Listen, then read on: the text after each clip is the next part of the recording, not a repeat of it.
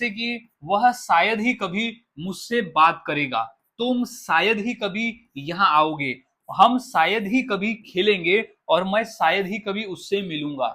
So guys यहाँ common क्या दिख रहा है, शायद ही कभी। तो ऐसे शायद ही कभी वाले वाक्य को हम इंग्लिश में बनाना सीखने वाले हैं इंग्लिश फॉर्मूले की मदद से, और इतनी आसानी से सिखाऊंगा कि इस क्लास को करने के बाद से आप सभी के लिए वाक्य को इंग्लिश में बनाना और फिर उसे अपने रोजाना के इंग्लिश के बोलचाल में बोलना आसान हो जाएगा। तो क्लास के अंत तक बने रहे।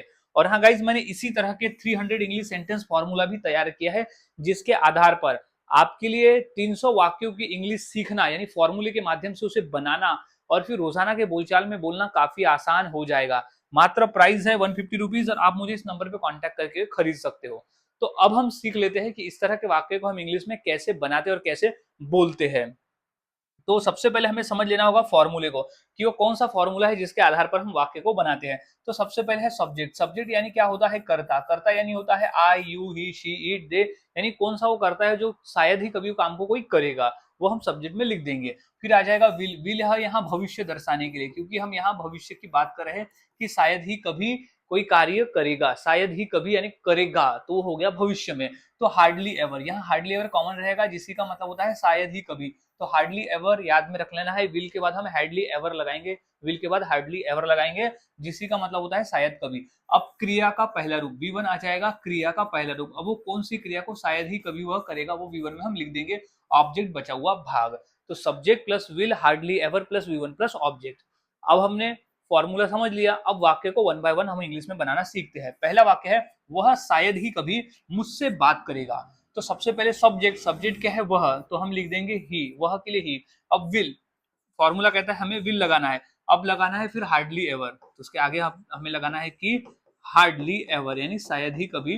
तो हार्डली एवर। अब क्या करेगा क्रिया करेगा। तो क्या करेगा, क्रिया करेगा, बात करेगा। तो टॉक। टॉक किससे, मुझसे। तो टॉक टू मी, वह शायद ही कभी मुझसे बात करेगा। नेक्स्ट है तुम शायद ही कभी यहाँ आओगे। तुम शायद ही कभी यहाँ आओगे। तो सब्जेक्ट क्या आ जाएगा हमारा, तुम यानी यू। यू, फिर लिख देंगे विल। तो यू विल, यू विल, फिर लिख देंगे हार्डली एवर। तो you will hardly ever, you will hardly ever यानी शायद ही कभी क्या करेगा, यहाँ आओगे। तो आना को इंग्लिश में कहते हैं कम। अब कहाँ, यहाँ, तो हियर। तो you hardly ever come here. तो हम इस तरह से वाक्य बनाते हैं और बोलते हैं।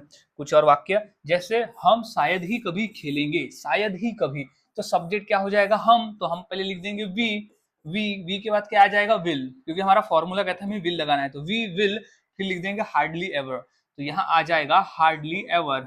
हार्डली एवर यानी शायद ही कभी। तो हार्डली एवर क्या करेंगे, खेलेंगे। तो hardly ever play, we hardly ever play यानी we will hardly ever play, शायद ही कभी हम खेलेंगे, शायद ही।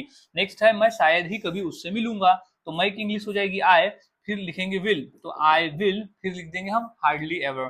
तो I will hardly ever, I will hardly ever क्या करूंगा, उससे मिलूंगा। तो मिलना को इंग्लिश में कहते हैं मीट, फिर उससे तो to him. I hardly ever meet to him यानी मैं शायद ही उससे कभी मिलूंगा। इस तरह से वाक्य बनते हैं। कुछ और वाक्य, जैसे नेहा शायद ही कभी खाना बनाएगी। तो क्या हो जाएगा, सब्जेक्ट में सबसे पहले हम लिख देंगे नेहा। तो नेहा, फिर क्या हो जाएगा, विल। तो नेहा विल, नेहा विल, फिर लिख देंगे हार्डली एवर। तो Neha will hardly ever, Neha will hardly ever क्या करेगी, खाना बनाएगी। तो कुक, कुक। तो Neha hardly will cook. Next है हम शायद ही कभी उससे मिलेंगे। तो क्या हो जाएगा, हम की इंग्लिश हो जाएगी वी। सब्जेक्ट क्या है हमारा, वी। वी के बाद हम लगाते हैं विल। तो वी विल, फिर हो जाएगा हार्डली एवर।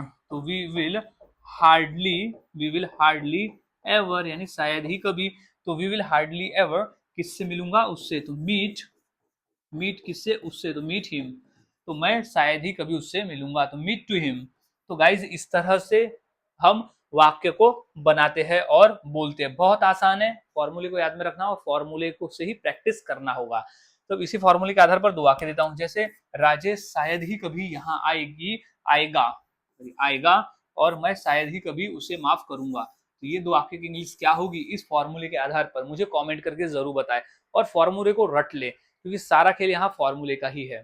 तो मिलता हूँ गाइज ऐसे ही और नए फॉर्मूले के साथ अगले वीडियो में। तब तक के लिए चैनल के साथ बने रहे, वीडियोस को देखते रहे और प्रैक्टिस करते रहे।